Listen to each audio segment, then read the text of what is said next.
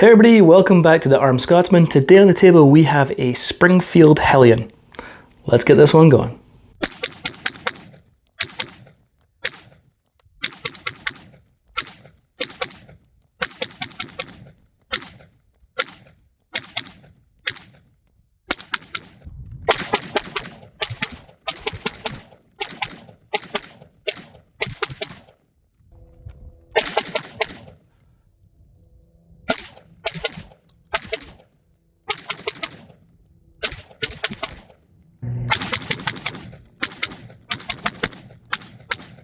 Alright everybody, as I said, this is a Springfield Hellion. Obviously this is a bullpup design. So I want to go over just kind of the length of it straight out of the bat. So it's 28.5 inches. I'm going to put this down on my table right here. So it's 28.5 inches overall length with the stock collapsed. And this is a 16-inch AR-15. So you can see just generally how small of a package this Hellion is with a 16-inch barrel. This is my 11.5-inch AR-15. So, you know, between a 10.5 and 11.5-inch AR-15 is probably going to be about the same length as this 16-inch bullpup, which is pretty cool. Compact package, comes in about 8 pounds or so. I've done a couple of reviews of bullpups before. I've done the AUG. I also, when I was in the service, I also used an SA-80, which is a bullpup. I'm going to be perfectly honest with you. I don't think bullpups are my favorite. I think they're an acquired taste personally, but that is just my opinion. But yeah, let's go ahead and start off and talk about this. So we're going to start back at the stock. You do have a rubber butt pad at the back here, couple of QD sling attachments here, which these are metal, so that obviously you're not going to be like your metal is not going to go into plastic, into polymer. These are metal reinforced QD sling mounts. It is adjustable, doesn't have a lot of adjustments, but you obviously are just going to push this in and lift it out. So it's going to extend it maybe an inch, 2 max, not a lot. And the length of pull overall from here to here is already pretty long. So I personally did not need to extend that, not that I am particularly a big fella.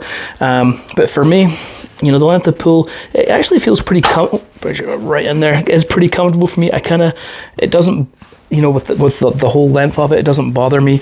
I thought it was pretty comfortable. And then it just have an adjustable cheek rest right here. I don't feel like I need it, or it's kind of a good level for me. But once you actually adjust it and move it up, it's not very sturdy. So I typically just keep that down. And again, it works out pretty dang well for me as is. Okay, so what else we got on here? This is actually one of your takedown pins right here.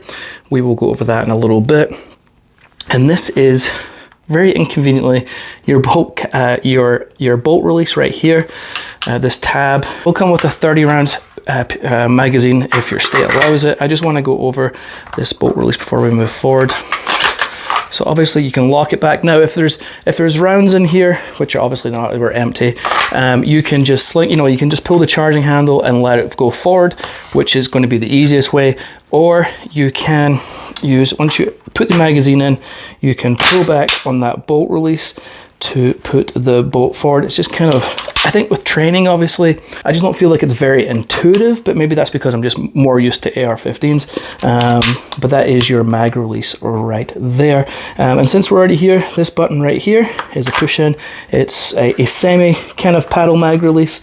It's not a button you can see here. It is kind of a paddle. And then you can eject your mag like so. Okay, moving along, the dust cover here is on the right hand side, but it is also on the left hand side. This is a completely ambidextrous firearm, and when I say completely ambidextrous, I mean it's completely ambidextrous.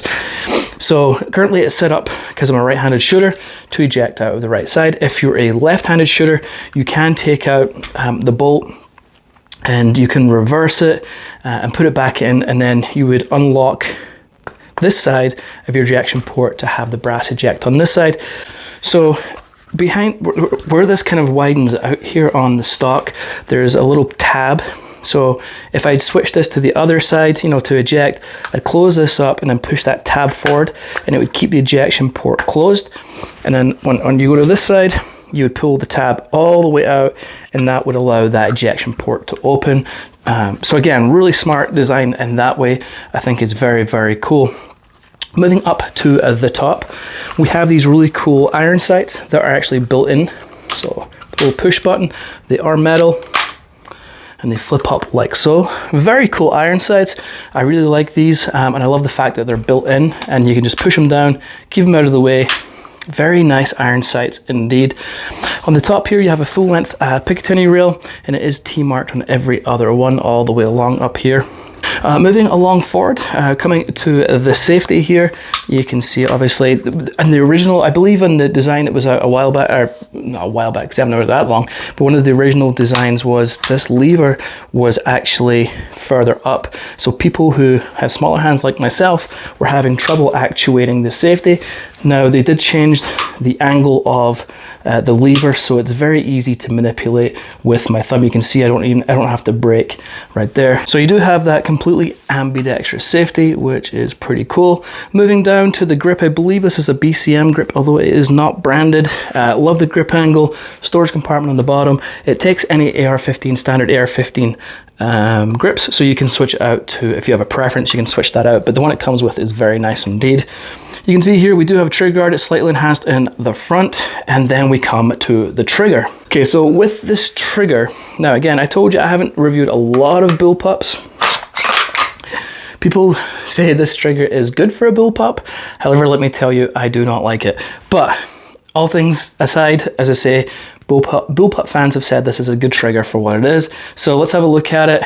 You got some take up right here. There's a lot of take up. As you can see, you're at the wall, a little bit more creep right there, and then your brake. Once it actually brakes, it feels pretty good. With the reset, you got a lot of let out, and then it was tactile and audible, as you probably heard there. Trigger pull is going to be about 7 to 8 pounds on this. It's very long, and it's got creep. And when I was shooting at the range, and I was like, you know, sometimes I like to get up and try and see how fast I can get with the trigger.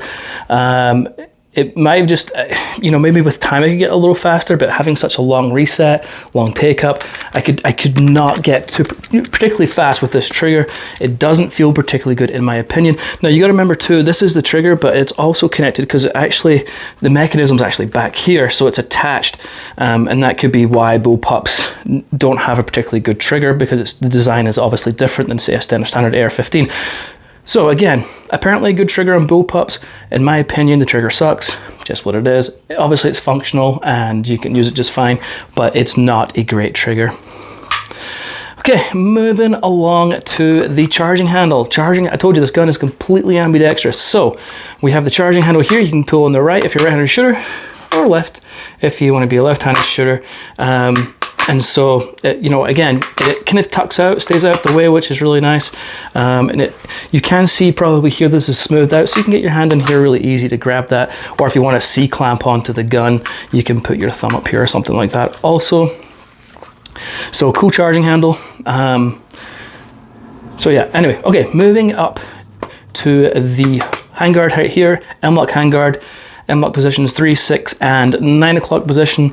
This is a little stubby grip on here. Don't ask me the brand of it because I can't remember. And then, so yeah, so you have your handguard here so you can attach pretty much whatever you need. I have heard people saying problems attaching lights here because the way this polymer sticks out a little further, that it can be a little bit hard to mount lights there, but I don't see that being a big problem. And then you have some other QD sling attachments right here. These are obviously steel reinforced again, very nice. Then moving up to the barrel. We have a 16-inch barrel under here. It's a 1-in-7 twist, 1/2 by 28 thread pitch. It's a nitride finish. On top of that, we do have an adjustable gas block. It's either suppressed or unsuppressed. And then we'll take a little look at that. I'll take this handguard off and we'll take a little bit of a close-up look at this in just a second. And oh, and I did forget to mention, this is a short stroke piston system. I probably should have mentioned that long ago, but it is a short stroke piston system that we have actuating this. The barrel actually comes back to about here. So it's really, and again, I think that's what makes this so compact, which I do like. With a full length barrel, as I say, the barrel is going to be all the way back here. You can see with the bolt right there. All right, to take this down, pretty simple process. There's 3 takedown pins. to take it completely down, there's one here, the other one is here, and the other one, oh sorry, here, here, and here. This one's always a little stiff, but we'll take off the front one first so I can show you the gas block. So just push it through, kind of like an AR-15 pin, and we can take that off. So that's your handguard right there. So we have your adjustable gas block right here. There's a little hole right here, and I'll probably need to roll the image in so you guys can see it. And essentially, once you put that on to suppressed, it's going to bleed out the excess gas from here. So very simple design, suppressed and unsuppressed. 2 settings, that's it. Now let's take it down at the back here. I'm gonna push your pin through. This middle one, as I said, not this one, but the middle one is a little stiff, so we will use a little flag chamber to push it through. So take those 3 pins out. They are captured, so they're not gonna be able to pull them out all the way, obviously, but they will sit. And then just pull on the end right here. You can see it goes into the back there. From there, you just simply pull back on your charging handle, and you can pull out your bolt. This is your bolt carrier group of sorts. Here's your bolt right here. And again, you would just take this out and then switch it to the other side, so the extractor's on the left side to shoot and eject from the left side. Very simple to do, that's it. All right, so one of the weird things about this for me is if you want to pull the charging handle back and lock it back, you can obviously do it with an empty mag, or when the mag runs empty, it will lock back. However, if you want to just be empty like this and lock your bolt back, the way you have to do it, or the way to do it, you can choose whatever way. Pull your charging handle back, and then you got to go inside the mag well. In fact, there's a little button on the back. Push that up to lock it in place. I think that's absolutely obnoxious. But there it is. So you can do it. It's just kind of obnoxious. Now, the other thing I don't really like, I really don't like this bolt catch release back here personally. Again, I think maybe with training I would get more used to it. However, if you don't want to hit that, you can, now because I've pulled it back on this side, it's locked on this side, you can just slingshot it and let it go forward into battery without using it that way, which is the way I would probably recommend personally doing it, because I think this is just kind of weird. Kind of the overall thoughts on the fit and finish. I mean, it feels good. It weighs about 8 pounds, surprisingly, because a lot of it is polymer, but it has got a little bit of weight to it. It does feel pretty good and and when it's in the shoulder, pretty balanced.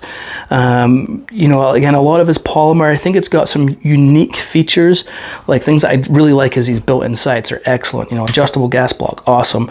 Ambidextrous, everything, which is pretty cool. Things I don't like, as I said, that bolt to put the bolt back and catch it's really strange, and I don't love the location of this mag release personally. But other than that, I like this more than I thought I would, to be honest with you, because as I said, I'm not a massive bullpup fan by any means. This definitely has a couple of little quirks that training may take out of it for you. Okay, shooting. I went through my standard, 300 rounds or so, and had no problems whatsoever. It's a very, very smooth shooting gun, which really took me back. I was like, oh, all right, this is really cool. Like very, very soft recoil. I mean, I know we're just talking 5.56, but there's a noticeable softness to this shooting experience with this gun. So that was very cool. I said, no problems at all. I don't have the accuracy test for you, but I know a lot of people have done accuracy tests with these and they've been excellent. So the shooting experience was good for me. Yeah, no complaints, nice to shoot. But yeah, other than that, I've kind of told you I think my pros and cons of this gun. So yeah, that's pretty much it from me. If you have any questions, any comments, please ask them below. I'm always happy to help out wherever I can. And that's it for me. Until next time, we'll catch you later.